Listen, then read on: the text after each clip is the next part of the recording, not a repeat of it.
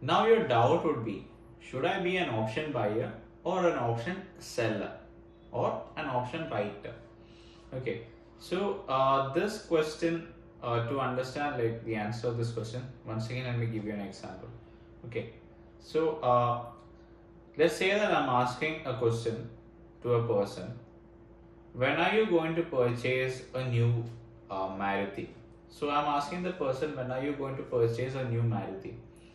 So his answer is that I might be purchasing a new car in this coming month. I'm looking forward for a upgrade this coming month. Now let's say that I'm asking the same question, when are you going to purchase Maruti, to a different person.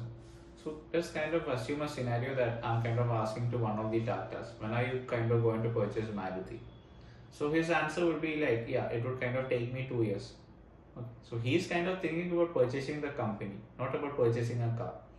So similarly, it completely depends on the kind of capital that you trade. Okay, if you're somebody who's having a huge capital, so what I have personally observed is people who have the big money, they write options. Okay, they're not purely option writers; they buy options as well. However, they kind of implement strategies where they write options, they buy options. Okay, like fixed risk, fixed profit, those kind of strategies. I know people, lot of people who implement those kind of strategies, and mostly retail traders, people who trade with a capital, with smaller capital. I have personally found out that most of them are option buyers. Okay. Now the thing is, as I mentioned to you, 80% of the times option sellers make money, and just 20% of the times that option buyers make money. But the thing over here is, I personally know people who are option sellers who are making a huge amount of money. And I personally know people who are option buyers too, who are making a huge amount of money. So it's completely according to your trading style or the trading methodology that you adopt. So as an option buyer, your aim is actually to uh, enter, capture some good moves, exit. Okay, enter, capture some good moves, exit without time decay affecting you badly. You look forward for quick entries, quick exit. You make money, especially when the volatility is higher. Okay, all these kind of things. So it depends. It depends on your trading style and strategy. Completely depends. So what I have personally understood is, they enter fast, they exit quickly. And when it comes to an option seller, you kind of pump in a bigger capital. You try to stay in the trade for some duration. Your strike is kind of very much far away. That is not going to be easily reached sooner. Okay, you receive your premium, that is the maximum profit you take.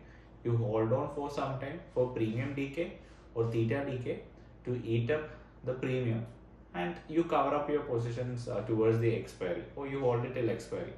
Okay, so it depends on how much capital you traded or what kind of trading style you have, whether you should be deciding you should go for being an option buyer or an option seller. So if you have the right set of strategies, definitely in both cases you can make money. It's just that in the broader sense, option sellers are the ones who are profitable. Okay, there are option buyers too who has the good techniques to enter, exit fast, and they too make a good amount of money.